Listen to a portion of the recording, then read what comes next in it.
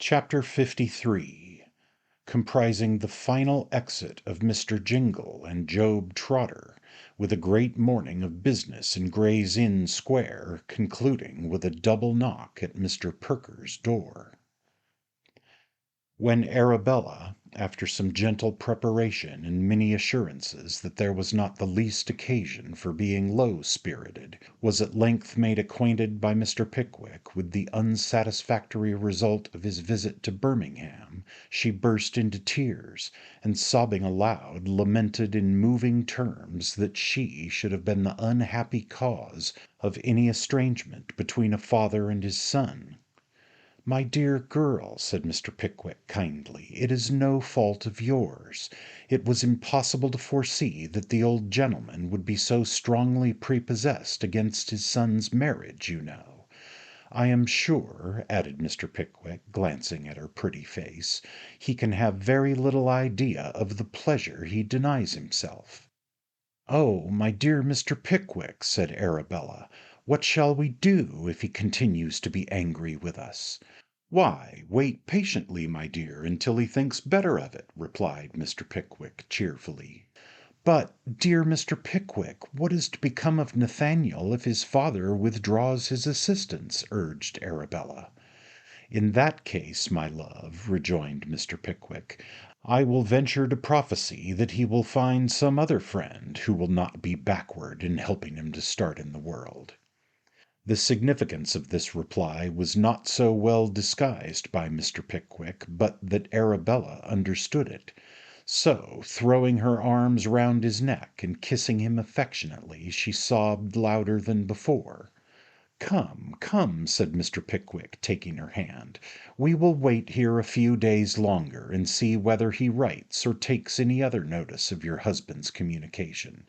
If not, I have thought of half a dozen plans, any one of which will make you happy at once. There, there, my dear, there." With these words Mr. Pickwick gently pressed Arabella's hand, and bade her dry her eyes and not distress her husband. Upon which Arabella, who was one of the best little creatures alive, put her handkerchief in her reticule, and by the time Mr. Winkle joined them, exhibited in full lustre the same beaming smiles and sparkling eyes that had originally captivated him. "This is a distressing predicament for these young people," thought Mr. Pickwick as he dressed himself next morning. "I'll walk up to Perker's and consult him about the matter." As Mr. Pickwick was further prompted to betake himself to Gray's Inn Square by an anxious desire to come to a pecuniary settlement with the kind-hearted little attorney without further delay, he made a hurried breakfast and executed his intentions so speedily that 10 o'clock had not struck when he reached Gray's Inn. It still wanted 10 minutes to the hour when he had ascended the staircase on which Perker's chambers were. The clerks had not arrived yet, and he beguiled the time by looking out of the staircase window.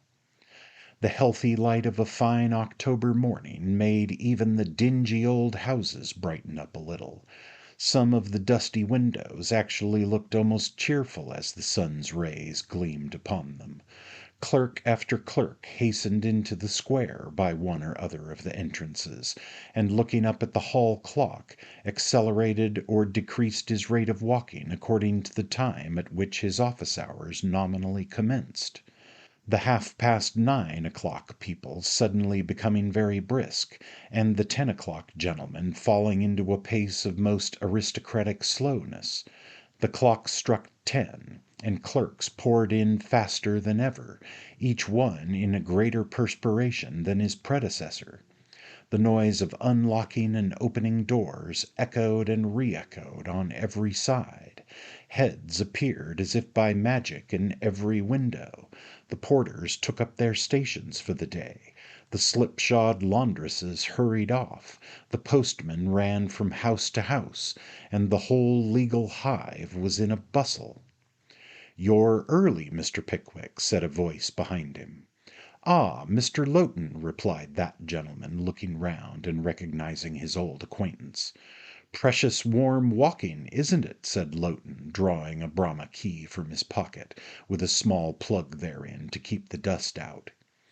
"You appear to feel it so," rejoined Mr. Pickwick, smiling at the clerk, who was literally red hot. "I've come along, rather, I can tell you," replied Lowton. "It went the half hour as I came through the Polygon. I'm here before him, though, so I don't mind." Comforting himself with this reflection, Mr. Lowton extracted the plug from the door key. Having opened the door, replugged and repocketed his Brahma, and picked up the letters which the postman had dropped through the box, he ushered Mr. Pickwick into the office. Here, in the twinkling of an eye, he divested himself of his coat, put on a threadbare garment which he took out of a desk, hung up his hat, pulled forth a few sheets of cartridge and blotting paper in alternate layers, and, sticking a pen behind his ear, rubbed his hands with an air of great satisfaction. "There, you see, Mr. Pickwick," he said, "now I'm complete. I've got my office coat on and my pad out, and let him come as soon as he likes. You haven't got a pinch of snuff about you, have you?" "No, I have not," replied Mr. Pickwick. "I'm sorry for it," said Lowton. "Never mind. I'll run out presently and get a bottle of soda. Don't I look rather queer about the eyes, Mr. Pickwick?" The individual appealed to surveyed Mr. Lowton's eyes from a distance and expressed his opinion that no unusual queerness was perceptible in those features. "I'm glad of it," said Lowton. "We were keeping it up pretty tolerably at the stump last night, and I'm rather out of sorts this morning. Perker's been about that business of yours, by the by." "What business?" inquired Mr. Pickwick. "Mrs. Bardell's costs?" "No, I don't mean that," replied Mr. Lowton. "About getting that customer that we paid the 10 shillings in the pound to the bill discounter for, on your account, to get him out of the fleet, you know. About getting him to Demerara." "Oh, Mr. Jingle," said Mr. Pickwick hastily. "Yes. Well?" "Well, it's all arranged," said Lowton, mending his pen. "The agent at Liverpool said he had been obliged to you many times when you were in business, and he would be glad to take him on your recommendation." "That's well," said Mr. Pickwick. "I am delighted to hear it." "But I say," resumed Lowton, scraping the back of the pen preparatory to making a fresh split, "what a soft chap the other is." "Which other?" "Why, that servant, or friend, or whatever he is. You know, Trotter." "Ah," said Mr. Pickwick, with a smile, "I always thought him the reverse." "Well, and so did I, from what little I saw of him," replied Lowton. "It only shows how one may be deceived. What do you think of his going to Demerara too?" "What, and giving up what was offered him here?" exclaimed Mr. Pickwick.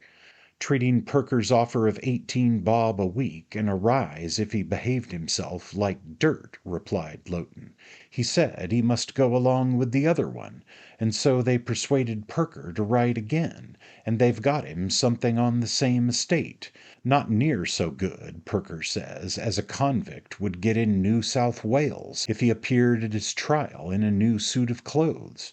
"Foolish fellow," said Mr. Pickwick with glistening eyes. "Foolish fellow." "Oh, it's worse than foolish. It's downright sneaking, you know," replied Lowton, nibbing the pen with a contemptuous face. "He says that he's the only friend he ever had, and he's attached to him, and all that. Friendship's a very good thing in its way. We are all very friendly and comfortable at the stump, for instance, over our grog, where every man pays for himself. But damn hurting yourself for anybody else, you know. No man should have more than 2 attachments, the first to number 1, and the second to the ladies. That's what I say. Ha ha!"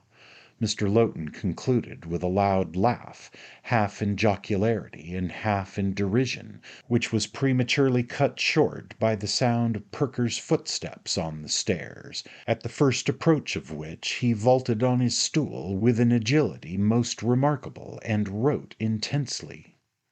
The greeting between Mr. Pickwick and his professional adviser was warm and cordial.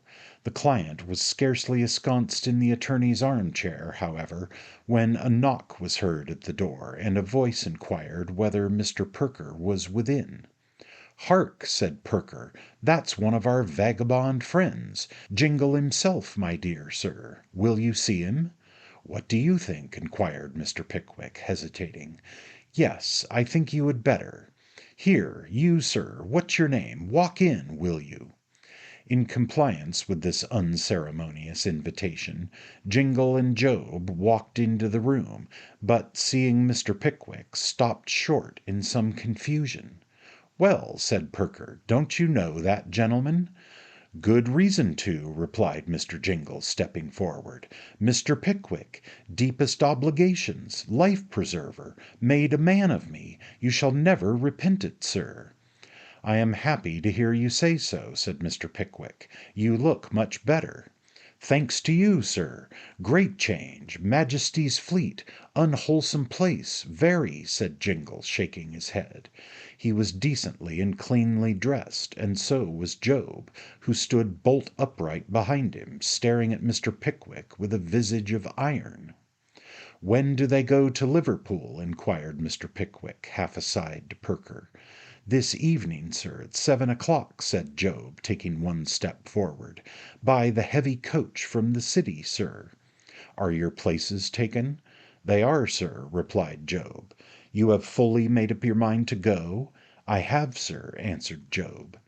"With regard to such an outfit as was indispensable for Jingle," said Perker, addressing Mr. Pickwick aloud, "I have taken upon myself to make an arrangement for the deduction of a small sum from his quarterly salary, which, being made only for 1 year, and regularly remitted, will provide for that expense. I entirely disapprove of your doing anything for him, my dear sir, which is not dependent on his own exertions and good conduct." "Certainly," interposed Jingle with great firmness. "Clear head, man of the world, quite right, perfectly." "By compounding with his creditor, releasing his clothes from the pawnbroker's, relieving him in prison, and paying for his passage," continued Perker, without noticing Jingle's observation, "you have already lost upwards of £50. "Not lost," said Jingle hastily. "Pay it all. Stick to business. Cash up every farthing. Yellow fever, perhaps. Can't help that. If not—" Here Mr. Jingle paused, and striking the crown of his hat with great violence, passed his hand over his eyes and sat down. "He means to say," said Job, advancing a few paces, "that if he is not carried off by the fever, he will pay the money back again. If he lives, he will, Mr. Pickwick. I will see it done. I know he will, sir," said Job with energy. "I could undertake to swear it." "Well, well," said Mr. Pickwick, who had been bestowing a score or two of frowns upon Perker to stop his summary of benefits conferred, which the little attorney obstinately disregarded. "You must be careful not to play any more desperate cricket matches, Mr. Jingle, or to renew your acquaintance with Sir Thomas Blazo, and I have little doubt of your preserving your health." Mr. Jingle smiled at this sally, but looked rather foolish notwithstanding, so Mr. Pickwick changed the subject by saying, "You don't happen to know, do you, what has become of another friend of yours, a more humble one, whom I saw at Rochester?" "Dismal Jemmy?" inquired Jingle. "Yes." Jingle shook his head. "Clever rascal, queer fellow, hoaxing genius, Job's brother." "Job's brother!" exclaimed Mr. Pickwick. "Well, now I look at him closely, there is a likeness." "We were always considered like each other, sir," said Job, with a cunning look just lurking in the corners of his eyes, "only I was really of a serious nature, and he never was. He emigrated to America, sir, in consequence of being too much sought after here to be comfortable, and has never been heard of since." "That accounts for my not having received the page from the romance of real life, which he promised me one morning when he appeared to be contemplating suicide on Rochester Bridge, I suppose," said Mr. Pickwick, smiling. "I need not inquire whether his dismal behaviour was natural or assumed." "He could assume anything, sir," said Job. "You may consider yourself very fortunate in having escaped him so easily." On intimate terms he would have been even a more dangerous acquaintance than— Job looked at Jingle, hesitated, and finally added, than myself even. "A hopeful family, yours, Mr. Trotter," said Perker, sealing a letter which he had just finished writing. "Yes, sir," replied Job, "very much so." "Well," said the little man, laughing, "I hope you are going to disgrace it. Deliver this letter to the agent when you reach Liverpool, and let me advise you, gentlemen, not to be too knowing in the West Indies. If you throw away this chance you will both richly deserve to be hanged, as I sincerely trust you will be. And now you had better leave Mr. Pickwick and me alone, for we have other matters to talk over, and time is precious." As Perker said this he looked towards the door, with an evident desire to render the leave-taking as brief as possible. It was brief enough on Mr. Jingle's part. He thanked the little attorney in a few hurried words for the kindness and promptitude with which he had rendered his assistance, and, turning to his benefactor, stood for a few seconds as if irresolute what to say or how to act. Job Trotter relieved his perplexity, for, with a humble and grateful bow to Mr. Pickwick, he took his friend gently by the arm and led him away. "A worthy couple," said Perker, as the door closed behind them. "I hope they may become so," replied Mr. Pickwick. "What do you think? Is there any chance of their permanent reformation?" Perker shrugged his shoulders doubtfully, but observing Mr. Pickwick's anxious and disappointed look, rejoined, "Of course there is a chance. I hope it may prove a good one. They are unquestionably penitent now, but then, you know, they have the recollection of very recent suffering fresh upon them. What they may become when that fades away is a problem that neither you nor I can solve. However, my dear sir," added Perker, laying his hand on Mr. Pickwick's shoulder, "your object is equally honourable, whatever the result is. Whether that species of benevolence which is so very cautious and long-sighted that it is seldom exercised at all, lest its owner should be imposed upon, and so wounded in his self-love, be real charity or a worldly counterfeit, I leave to wiser heads than mine to determine. But if those two fellows were to commit a burglary tomorrow, my opinion of this action would be equally high." With these remarks, which were delivered in a much more animated and earnest manner than is usual in legal gentlemen, Perker drew his chair to his desk and listened to Mr. Pickwick's recital of old Mr. Winkle's obstinacy. "Give him a week," said Perker, nodding his head prophetically. "Do you think he will come round?" inquired Mr. Pickwick. "I think he will," rejoined Perker. "If not, we must try the young lady's persuasion, and that is what anybody but you would have done at first." Mr. Perker was taking a pinch of snuff, with various grotesque contractions of countenance, eulogistic of the persuasive powers appertaining unto young ladies, when the murmur of inquiry and answer was heard in the outer office, and Lowten tapped at the door. "Come in," cried the little man. The clerk came in and shut the door after him with great mystery. "What's the matter?" inquired Perker. "You're wanted, sir." "Who wants me?" Lowten looked at Mr. Pickwick and coughed. "Who wants me? Can't you speak, Mr. Lowten?" "Why, sir," replied Lowten, "it's Dodson, and Fogg is with him." "Bless my life!" said the little man, looking at his watch. "I appointed them to be here at 11:30 to settle that matter of yours, Pickwick. I gave them an undertaking on which they sent down your discharge. It's very awkward, my dear sir. What will you do? Would you like to step into the next room?" The next room being the identical room in which Messrs. Dodson and Fogg were, Mr. Pickwick replied that he would remain where he was, the more especially as Messrs. Dodson and Fogg ought to be ashamed to look him in the face, instead of his being ashamed to see them, which latter circumstance he begged Mr. Perker to note with a glowing countenance and many marks of indignation. "Very well, my dear sir, very well," replied Perker. "I can only say that if you expect either Dodson or Fogg to exhibit any symptom of shame or confusion at having to look you, or anybody else, in the face, you are the most sanguine man in your expectations that I ever met with. Show them in, Mr. Lowton."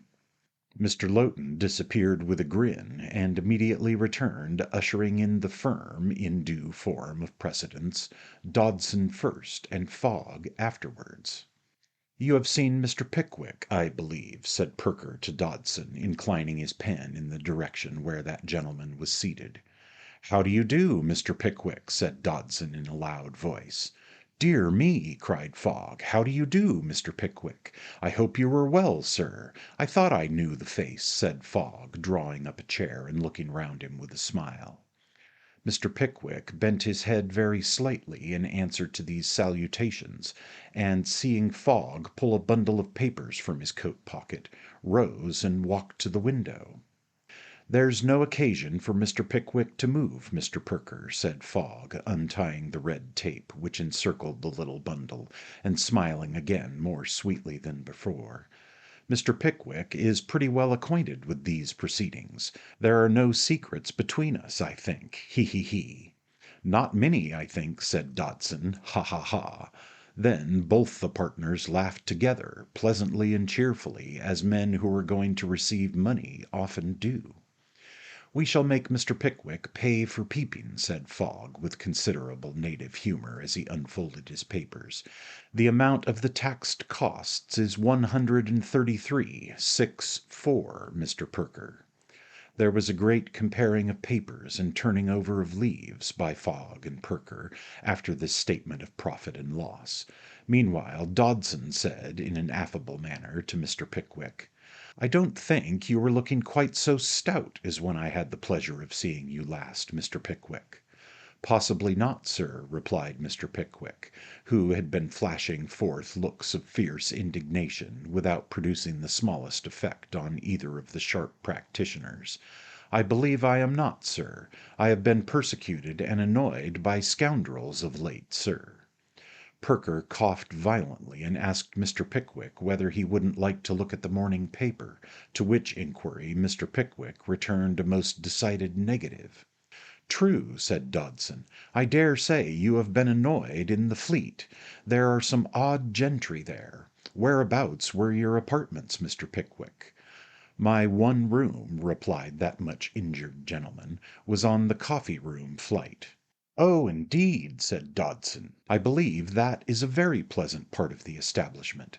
"Very," replied Mr. Pickwick dryly. There was a coolness about all this, which, to a gentleman of an excitable temperament, had, under the circumstances, rather an exasperating tendency. Mr. Pickwick restrained his wrath by gigantic efforts, but when Perker wrote a cheque for the whole amount, and Fogg deposited it in a small pocket-book with a triumphant smile playing over his pimply features, which communicated itself likewise to the stern countenance of Dodson, he felt the blood in his cheeks tingling with indignation. "Now, Mr. Dodson," said Fogg, putting up the pocket-book and drawing on his gloves, "I am at your service." "Very good," said Dodson, rising. "I am quite ready." "I am very happy," said Fogg, softened by the cheque, "to have had the pleasure of making Mr. Pickwick's acquaintance. I hope you don't think quite so ill of us, Mr. Pickwick, as when we first had the pleasure of seeing you." "I hope not," said Dodson, with the high tone of calumniated virtue.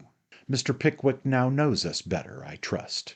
Whatever your opinion of gentlemen of our profession may be, I beg to assure you, sir, that I bear no ill will or vindictive feeling towards you for the sentiments you thought proper to express in our office in Freeman's Court, Cornhill, on the occasion to which my partner has referred." "Oh, no, no, nor I," said Fogg in a most forgiving manner. "Our conduct, sir," said Dodson, "will speak for itself, and justify itself, I hope, upon every occasion. We have been in the profession some years, Mr. Pickwick, and have been honoured with the confidence of many excellent clients. I wish you good morning, sir." "Good morning, Mr. Pickwick," said Fogg. So saying, he put his umbrella under his arm, drew off his right glove, and extended the hand of reconciliation to that most indignant gentleman, who thereupon thrust his hands beneath his coat tails, and eyed the attorney with looks of scornful amazement. "Lowton," cried Perker at this moment, "open the door." "Wait one instant," said Mr. Pickwick. "Perker, I will speak." "My dear sir, pray let the matter rest where it is," said the little attorney, who had been in a state of nervous apprehension during the whole interview. "Mr. Pickwick, I beg—" "I will not be put down, sir," replied Mr. Pickwick hastily. "Mr. Dodson, you have addressed some remarks to me." Dodson turned round, bent his head meekly, and smiled. "Some remarks to me," repeated Mr. Pickwick, almost breathless, "and your partner has tendered me his hand, and you have both assumed a tone of forgiveness and high-mindedness which is an extent of impudence that I was not prepared for, even in you." "What, sir?" exclaimed Dodson. "What, sir?" reiterated Fogg. "Do you know that I have been the victim of your plots and conspiracies?" continued Mr. Pickwick. "Do you know that I am the man whom you have been imprisoning and robbing? Do you know that you were attorneys for the plaintiff in Bardell and Pickwick?"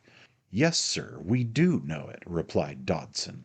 "Of course we know it, sir," rejoined Fogg, slapping his pocket, perhaps by accident. "I see that you recollect it with satisfaction," said Mr. Pickwick, attempting to call up a sneer for the first time in his life, and failing most signally in so doing. "Although I have long been anxious to tell you in plain terms what my opinion of you is, I should have let even this opportunity pass, in deference to my friend Perker's wishes, but for the unwarrantable tone you have assumed, and your insolent familiarity. I say insolent familiarity, sir," said Mr. Pickwick, turning upon Fogg with a fierceness of gesture which caused that person to retreat towards the door with great expedition. "Take care, sir," said Dodson, who, though he was the biggest man of the party, had imprudently entrenched himself behind Fogg, and was speaking over his head with a very pale face. "Let him assault you, Mr. Fogg. Don't return it on any account." "No, no, I won't return it," said Fogg, falling back a little more as he spoke, to the evident relief of his partner, who by this means was gradually getting into the outer office. "You are," continued Mr. Pickwick, resuming the thread of his discourse, "you are a well-matched pair of mean, rascally, pettifogging robbers." "Well," interposed Perker, "is that all?" "It is all summed up in that," rejoined Mr. Pickwick. "They are mean, rascally, pettifogging robbers." "There," said Perker in a most conciliatory tone, "my dear sirs, he has said all he has to say. Now, pray go. Lowton, is that door open?" Mr. Lowton, with a distant giggle, replied in the affirmative. "There, there. Good morning, good morning. Now, pray, my dear sirs, Mr. Lowton, the door," cried the little man, pushing Dodson and Fogg, nothing loath, out of the office. "This way, my dear sirs. Now, pray don't prolong this. Dear me, Mr. Lowton, the door, sir. Why don't you attend?" "If there's law in England, sir," said Dodson, looking towards Mr. Pickwick, as he put on his hat, "you shall smart for this. You are a couple of mean—" "Remember, sir, you paid dearly for this," said Fogg. "Rascally, pettifogging robbers," continued Mr. Pickwick, taking not the least notice of the threats that were addressed to him. "Robbers!" cried Mr. Pickwick, running to the stair-head, as the two attorneys descended. "Robbers!" shouted Mr. Pickwick, breaking from Lowton and Perker and thrusting his head out of the staircase window. When Mr. Pickwick drew in his head again, his countenance was smiling and placid, and walking quietly back into the office, he declared that he had now removed a great weight from his mind, and that he felt perfectly comfortable and happy. Perker said nothing at all until he had emptied his snuff-box, and sent Lowton out to fill it, when he was seized with a fit of laughing, which lasted 5 minutes. At the expiration of which time he said that he supposed he ought to be very angry, but he couldn't think of the business seriously yet. When he could, he would be. "Well now," said Mr. Pickwick, "let me have a settlement with you." "Of the same kind as the last?" inquired Perker, with another laugh. "Not exactly," rejoined Mr. Pickwick, drawing out his pocket-book, and shaking the little man heartily by the hand. "I only mean a pecuniary settlement. You have done me many acts of kindness that I can never repay, and have no wish to repay, for I prefer continuing the obligation." With this preface the two friends dived into some very complicated accounts and vouchers, which, having been duly displayed and gone through by Perker, were at once discharged by Mr. Pickwick with many professions of esteem and friendship. They had no sooner arrived at this point when a most violent and startling knocking was heard at the door. It was not an ordinary double knock, but a constant and uninterrupted succession of the loudest single raps, as if the knocker were endowed with the perpetual motion, or the person outside had forgotten to leave off. "Dear me, what's that?" exclaimed Perker, starting. "I think it's a knock at the door," said Mr. Pickwick, as if there could be the smallest doubt of the fact. The knocker made a more energetic reply than words could have yielded, for it continued to hammer with surprising force and noise without a moment's cessation. "Dear me," said Perker, ringing his bell, "we shall alarm the inn. Mr. Lowton, don't you hear a knock?" "I'll answer the door in one moment, sir," replied the clerk. The knocker appeared to hear the response, and to assert that it was quite impossible he could wait so long. It made a stupendous uproar. "It's quite dreadful," said Mr. Pickwick, stopping his ears. "Make haste, Mr. Lowton," Perker called out. "We shall have the panels beaten in." Mr. Lowton, who was washing his hands in a dark closet, hurried to the door, and turning the handle beheld the appearance which is described in the next chapter.